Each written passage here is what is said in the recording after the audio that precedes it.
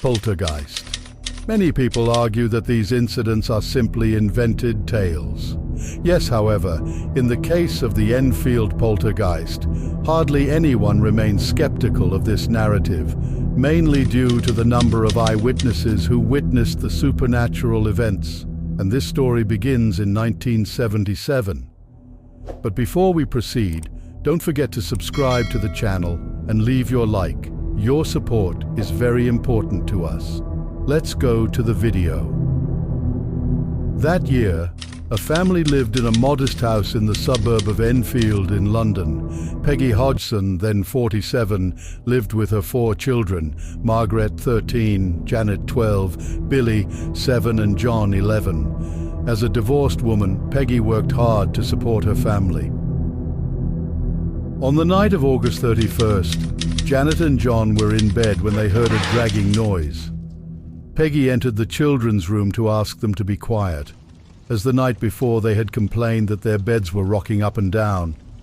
Janet also mentioned that the chair in her room made a lot of noise. Irritated by the children's antics, Peggy removed the chair from the room and took it to the living room. Upon returning to the children's room, she turned off the light and the dragging noise resumed. When she turned on the light, the sound stopped immediately.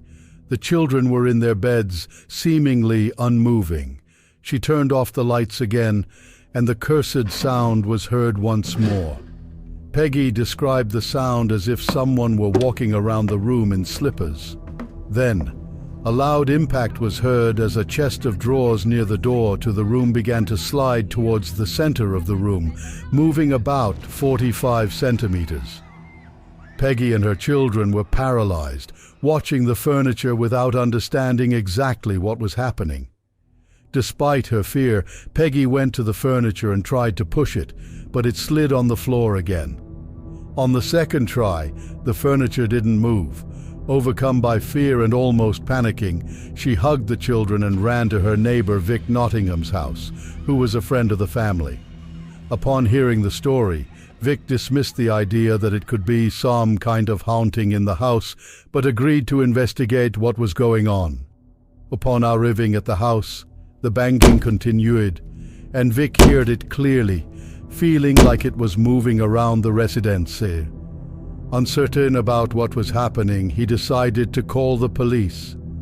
Carolyn Heaps, a policewoman present at the scene, witnessed the events and detailed her visit to the house in her testimony. When they turned off the lights, the banging resumed. This time the police and residents searched the walls, the attic, the pipes, and even the refrigerator, but nothing was found. Then, one of the children pointed to the chair next to the sofa, which began to sway slowly from side to side, then dragged across the room towards the kitchen. Carolyn observed that the chair moved at least 1.5 meters before stopping. Upon examining it, she found nothing suspicious that could explain what happened. After turning on the lights, the noises stopped, and the furniture didn't move anymore. With no explanation for the events, the police left the house, but everyone remained intrigued. In the following days, marbles began to be thrown around the house, a fact witnessed by both the family and the neighbors. On September 4th of that same year, Peggy and her neighbors contacted the Mirror newspaper in search of a solution to the case. Journalist Douglas Bensley and photographer Graham Morris witnessed the paranormal events, including Lego pieces flying around the house. One of them even got hit on the forehead. The journalists then contacted investigators from the Society for Psychical Research on behalf of the family. In October, any loose object in the house could be seen flying at any moment. In November, the investigators noticed that the banging seemed to be getting more intelligent and tried to communicate with the supposed spirit, asking for 1 knock for no and 2 for yes. When asked if it was dead, the spirit responded aggressively with 53 knocks. On the 26th, Janet's behavior became strange, and a doctor had to be called due to her wild behavior, resembling possession. After this event, many strange things began to happen to Janet, including being frequently thrown onto the bed and even levitating. In December, things became even more frightening, with Janet manifesting a hoarse voice and the investigators establishing contact with this entity, which identified itself as Bill, revealing to be a man who had died years ago. Despite discovering the origin of the phenomenon, the investigators couldn't do much.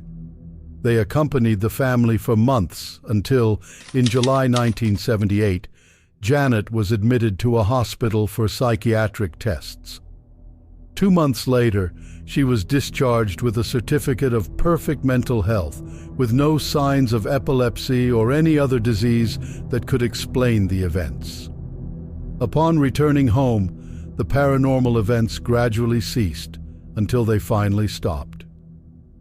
Even decades later, the Hodgson's house remains there, being considered the greatest case of paranormal events in England. And as I mentioned at the beginning, what sets this case apart from others is the number of witnesses, refuting the idea that it was a hoax created by the family. Why do we only believe in what we see? And you? Do you know any scary stories you'd like me to tell? Comment below. Until next time.